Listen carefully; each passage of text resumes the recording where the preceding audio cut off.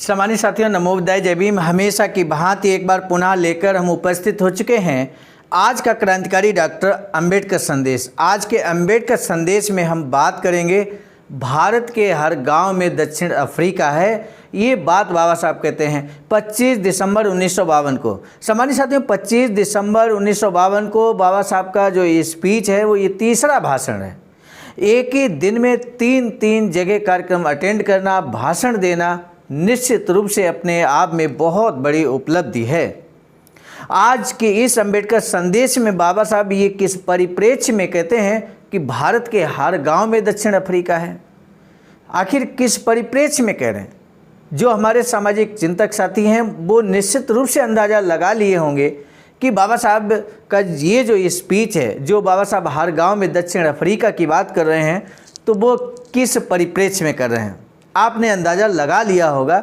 लेकिन फिर भी हमारा आपसे निवेदन है कि वीडियो को अंत तक वॉच कीजिए, कहीं आपका अंदाज़ा गलत तो नहीं है, आपका अंदाज़ा सही है, ये जानने के लिए अंत तक वीडियो को वॉच कर लेना चाहिए।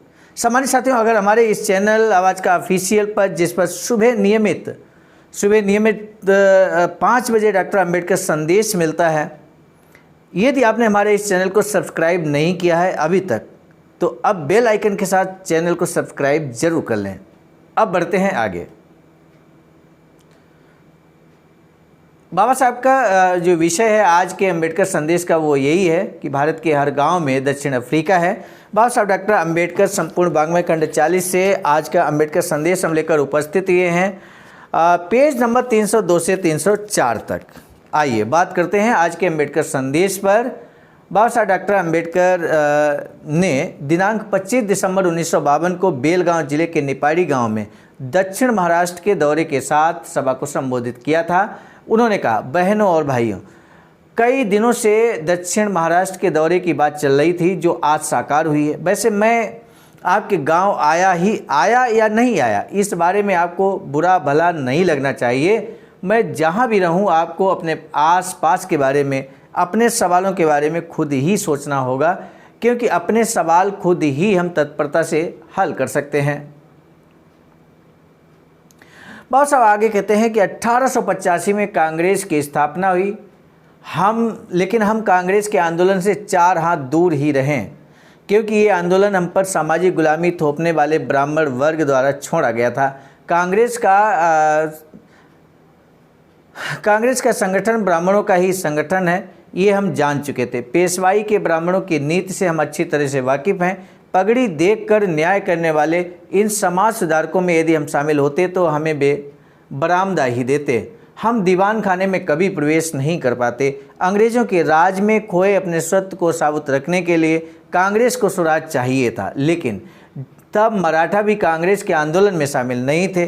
कांग्रेस ब्राह्मणों की थी, तब मराठा नेता घबराए हुए थे। उन्हें अपने भविष्य के बारे में डर था। एक परिषद बुलाकर उन्होंने मांग की कि हम मराठा वर्ग को आरक्षित जगह दें। उनकी मांग के अनुसार उन्हें 7% आरक्षित जगह मिले। सभी ब्राह्मणों का उन्होंने एक संगठन बनाया। आगे चलकर ये सभी ब्राह्मणों कांग्रेस में गए, क्योंकि गांधी जी ने इस व्यवस्था को तोड़ दिया है और मराठा नेताओं को लालच दिए, प्रलोभन से वे कांग्रेस में शामिल हो गए। इसी प्रकार हमारे चमार बंधु अपने फ़ायदे के लिए कांग्रेस में गए। स्वराज्य में हमें कुल 27 आरक्षित सीटें मुंबई राज्य में मिली हैं। उसमें 25 कांग्रेसी चमार जीत कर आए हैं। उन्होंने आज तक लोकसभा में या असेंबली में अस्पृश्यों के बारे में एक सवाल तक नहीं पूछा। अब एक कहानी सुनाते हैं बाबा साहब। ये कहानी बहुत दिलचस्प है, आपको सुनना चाहिए। बाबा साहब कहते हैं, एक मादा सिंह के 2 पिल्ले हुए। उन्हें छोड़कर वह जंगल घूमने गई। उसे पास में ही 2 लोमड़ी के 2 बच्चे दिखाई दिए। वह उन्हें उठाकर ले आई और अपने शावकों के साथ रखा। अपने शावकों के साथ वह उन्हें भी दूध पिलाया करती थी। सभी शावक बड़े होकर एक बार एक जगह खड़े थे। अचानक वहाँ एक हाथी सिर हिलाते हुए आया। उसे देखते ही लोमड़ी के बच्चे भाग खड़े हुए। तब मादा सिंह के बच्चों को शक हुआ। उन्होंने अपनी माँ से इस बारे में पूछा। उनके मन में दोबारा शक पैदा ना हो, इसके लिए वह उन्हें ले जाकर जंगल में छोड़ आई। कहानी बताने का मतलब क्या है? कहानी बताने का मतलब बाबा साहब कहते हैं यही है कि हम पिछले चुनावों में हारे नहीं हैं। हमारे लोगों ने खुद पैदल जाकर मतदान किया है। जिन लोगों को लगता है कि हमारे लोगों ने हमें वोट नहीं दिए, वे अगर इस बात को साबित कर दें तो मैं राजनीति छोड़ दूंगा। अब हम अकेले हैं, हम अल्पसंख्यक हैं, हम अपनी ताकत के अनुसार लड़ते आए हैं। दूसरों से हाथ मिला सकें तो हम राज्य पाएंगे, लेकिन निराश होने की ज़रूरत नहीं है। आज कांग्रेस की सरकार एक ही थाली में दोनों मुंह घुसाए हुए है। इस प्रकार ब्राह्मण और मराठों के सहारे चल रही है।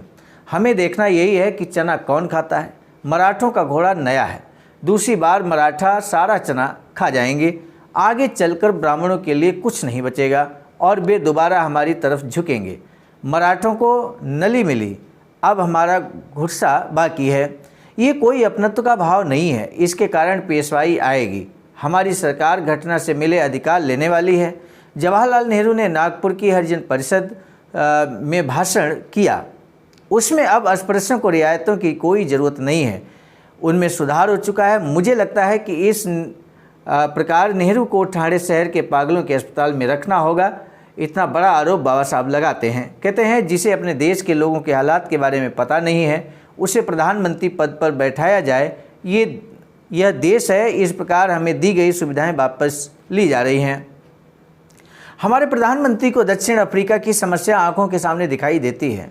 भारत में हर गांव में दक्षिण अफ्रीका है, यही विषय है आज के अम्बेडकर संदेश का।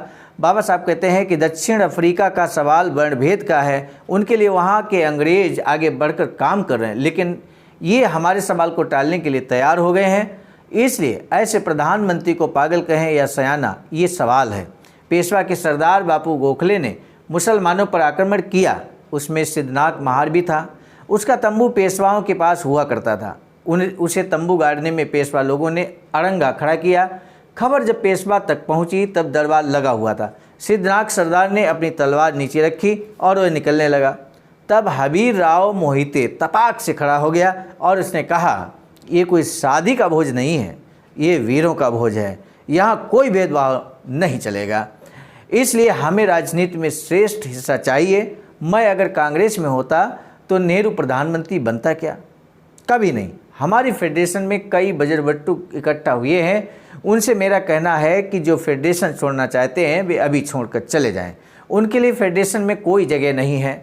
दो पत्थरों पर, दो नावों पर पैर रखकर न जमाएं। फेडरेशन का पेड़ जल्दी फल नहीं देगा, उसमें फल देर से आएंगे, लेकिन वह चिरकाल तक टिकी रहेगी। जो पेड़ जल्दी आता है और जिसमें जल्दी फल लगते हैं वह पेड़ जल्दी मर जाता है। इस प्रकार का पेड़ हमारे काम का नहीं है। इसलिए जिन्हें जल्दी फल चाहिए वे उस तरफ जाएं। हमारे लोगों ने अब तक अपार कष्ट सहे हैं, उनके लिए मैं कुछ करना चाहता हूं। उन्हें मैं ऐसे ही छोड़ देने वाला नहीं हूं। हमारे कार्यकर्ताओं को कुर्सी की राजनीति नहीं खेलनी। राजनीति वह एक ऐसी मास्टर की है जिससे आप हर समस्या का ताला खोलकर उसका हल निकाल सकते हैं। ये ऐशो आराम और काला पैसा कमाने का साधन नहीं है। राजनीति करने वाले व्यक्ति में ईमानदारी और नीतिमत्ता का सद्गुण होना बहुत ज़रूरी है। आगे चलकर लोहे के चने चबाने पड़ेंगे, उन्हें वे नहीं पचने वाले। वे अभी से छोड़कर चले जाएं। फेडरेशन में कम लोग हों तो मुझे चलेगा। आंदोलन छेड़ा तब मैं कुर्सी और टेबल इतना ही था, उससे मैं हताश नहीं हुआ था। इस चुनाव में भले हम हारें, हमें निराश नहीं होना चाहिए। अपना आंदोलन जारी रखना होगा समय आने पर। यानी कि बाबा साहब कहते हैं कि अपना आंदोलन जारी रखना होगा, समय आने पर मैं आपको आवाज़ दूंगा और आप मेरे साथ हामी भर देना। आज के डॉक्टर अंबेडकर संदेश का पहला प्रश्न है, बोधिसत्व बाबा साहब डॉक्टर भीमराव अंबेडकर ने दो पिल्ले की कहानी क्यों सुनाई? क्या संदर्भ है? बोधिसत्व बाबा साहब डॉक्टर भीमराव अंबेडकर ने राजनीति करने वाला व्यक्ति कैसा होना चाहिए, इस बारे में आप एक लाइन में भी आंसर कर सकते हैं। इन दोनों प्रश्नों में से किसी एक का जवाब देना बेहद ज़रूरी है। सामान्य साथियों, आज का अंबेडकर संदेश कैसा लगा ये जरूर बताइए कमेंट सेक्शन में। अब सीधे हम ले चलते हैं अंबेडकर संदेश की समाप्ति की ओर। 14,000 स्क्वायर फीट ज़मीन परचेज करने के बाद बाबा साहब की अधूरी इच्छा पूरी करने के लिए doctor Buddha Bodhisattva Ambedkar international centre BBAIC Sarnath Varanasi राज्य उत्तर प्रदेश देश भारत में निर्माणाधीन है। आप भी अपना अमूल्य योगदान कर सकते हैं। आज का डॉक्टर अंबेडकर संदेश हम लेकर उपस्थित हुए थे मिशन नायक बुद्ध मित्र मुसाफिर सर राष्ट्रीय अध्यक्ष आवाजका नई दिल्ली की प्रेरणा में, और साथ ही साथ संकलनकर्ता के रूप में परम आदरणीय विजय कुमार बौद्ध जी, प्रांतीय कोषाध्यक्ष आवाजका बिहार। आप सभी की प्रेरणा भी है। आप सभी नियमित अंबेडकर संदेश को वॉच कर रहे हैं, मोटिवेट कर रहे हैं। आपके द्वारा देखे गए व्यूज ही हमारा मोटिवेशन का कार्य करता है। आपके जो कमेंट सेक्शन में कमेंट्स मिलते हैं उससे भी हमारा मनोबल बढ़ता है। इसी तरह से आप जुड़े रहिए। निश्चित रूप से हम इस सिलसिले को कभी नहीं रोकेंगे। अब दीजिए इजाज़त आप सभी को। प्रस्तुतकर्ता के रूप में मैं स्वयं सर्वजीत आर्य, राष्ट्रीय मीडिया प्रभारी, IIT सेल आवाजका नई दिल्ली। अब दीजिए इजाज़त आप सभी को। सादर नमो बुद्धाय, जय भीम। सम्मानित साथियों, यदि आप हमारे इस चैनल आवाजका ऑफिशियल, जिस पर नियमित सुबह 5 बजे डॉक्टर अंबेडकर संदेश आपको मिलता है, आप हमारे इस चैनल को सपोर्ट करना चाहते हैं तो हमारा आपसे निवेदन है कि आप हमारे इस चैनल को सब्सक्राइब कर लें, वीडियो को शेयर, लाइक, कमेंट जरूर करें।